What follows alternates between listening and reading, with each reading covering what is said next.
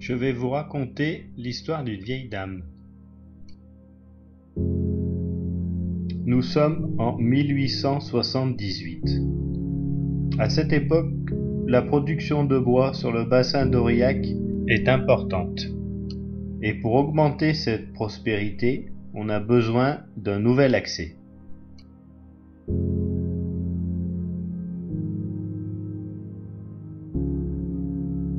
Cela se fera par l'ouest, à Larocbrou exactement.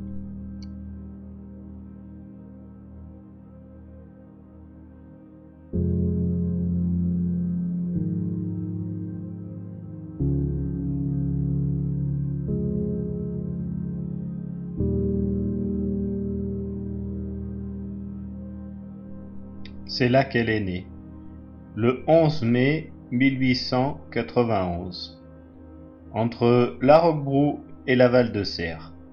Oh, elle est pas bien grande la mignonne, du haut de ses 25 kilomètres.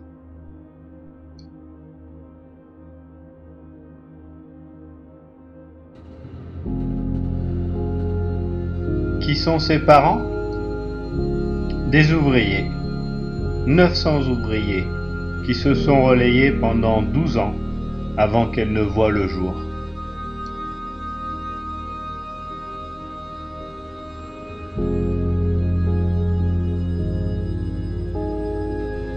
Ils ont creusé 20 tunnels, à la pioche, à la dynamite, à la sueur.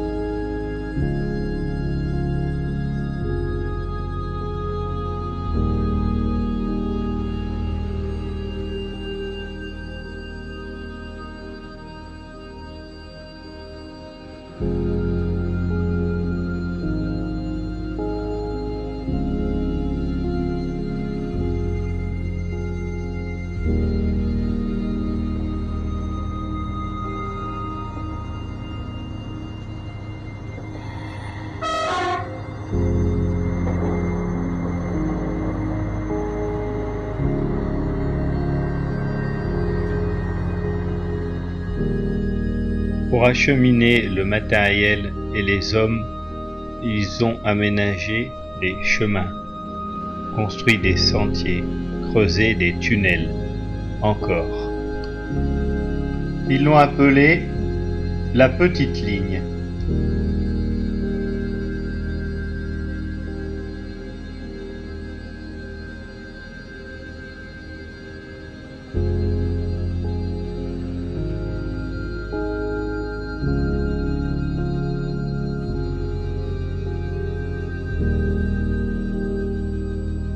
Et c'est au moyen d'une machine que son conducteur avait surnommée la fauvette qu'ils acheminaient le matériel.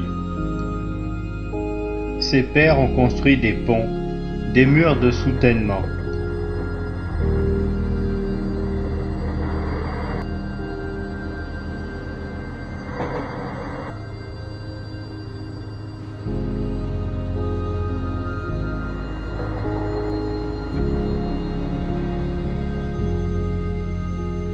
Ils se sont servis de pierres qu'ils ont sculptées, leur façonnant cette forme si particulière qui donne à ces murs une solidité que le temps ne parvient pas à détruire.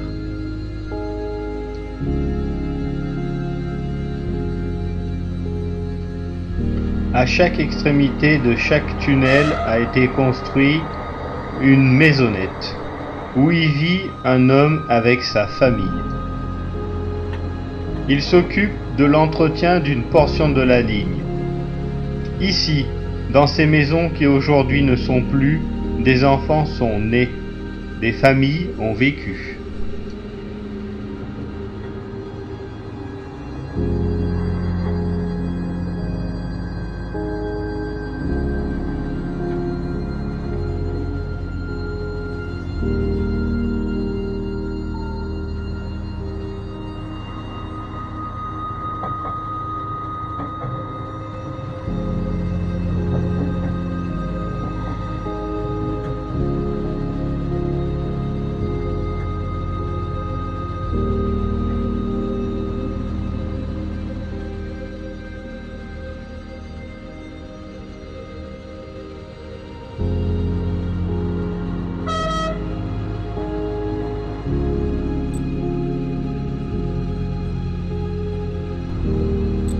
La Belle subit depuis des années les attaques incessantes d'un État qui n'en veut plus.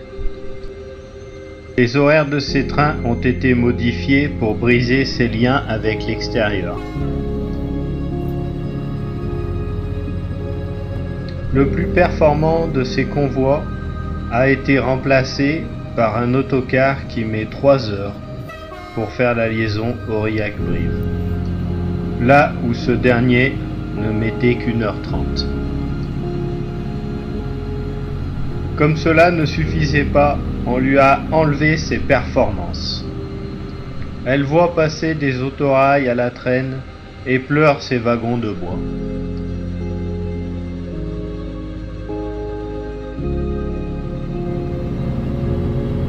Comme dans un combat inégal, on lui a lié les membres en interrompant toutes ses circulations pendant des mois, pour des travaux insuffisants,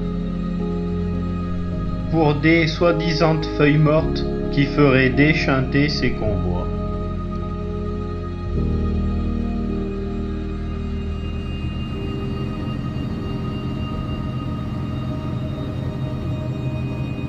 Mais à chaque fois, elle s'est relevée,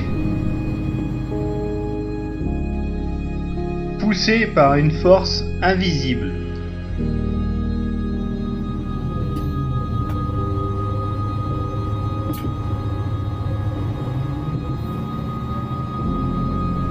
Un sentiment qu'on lui porte, non pas pour sa beauté, mais par l'étonnement qu'elle procure.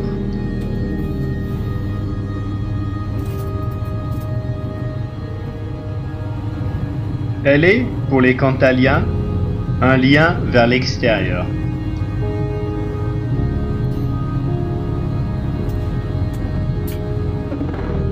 Mais aujourd'hui, la vieille dame a le genou à terre.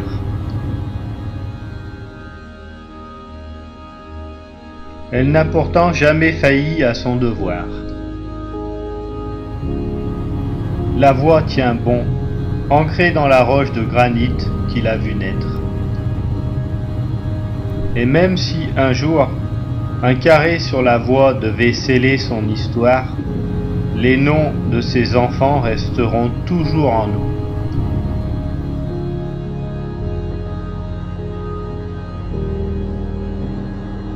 Le rocher du roi, le rocher du peintre,